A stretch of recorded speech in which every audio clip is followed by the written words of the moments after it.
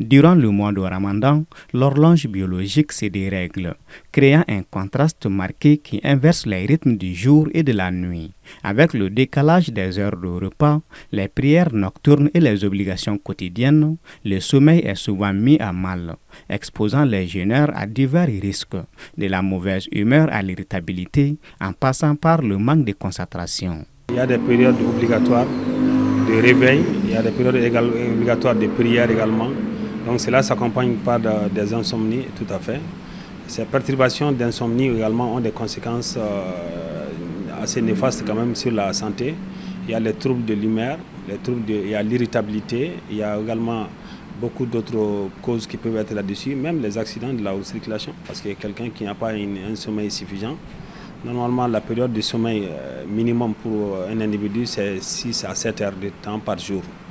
Or, donc, si on voit le mois de carême, je crois que ces temps sont un peu perturbés par les gens et par les périodes de préparation pour les femmes et les périodes de prière également pour tout le monde. Selon les spécialistes, la rupture du jeûne à 18 heures, la prise de boissons sucrées ainsi que le menu du sourd sont des facteurs déterminants qui contribuent au déficit de sommeil. Ces phénomènes ont des répercussions notables sur la santé. Ça peut aggraver certaines maladies comme les maladies psychiatriques si certains sont dépressifs, parce que ça peut engendrer des stress, des anxiétés. Donc c'est des gens qui ont ces troubles d'anxiété. Voilà, ça peut aggraver cela. Ça peut même engendrer également des problèmes évidemment reconnus par les chercheurs qui concernent le diabète de type 2.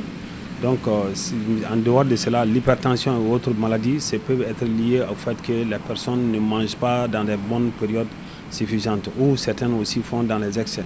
Tout cela a une répercussion sur la tension artérielle.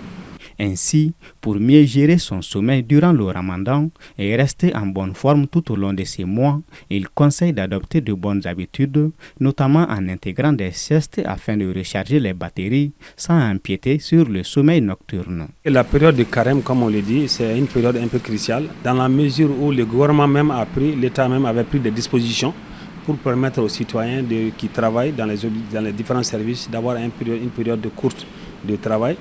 Et ça, c'est un qui s'appelle les aider à mieux se préparer, mieux se reposer pour dormir un peu. D'autre part également, pour ceux qui ont des activités individuelles ou personnelles, peuvent également voir et réduire un peu ces activités pendant au moins la période de carême, afin qu'ils puissent avoir une période de repos suffisante, d'éviter ces troubles de l'insomnie. Selon lui, le sommeil est un besoin vital pour le corps. Un bon sommeil dure en moyenne 7 heures par jour, une durée qui est rarement respectée durant le mois de Ramadan.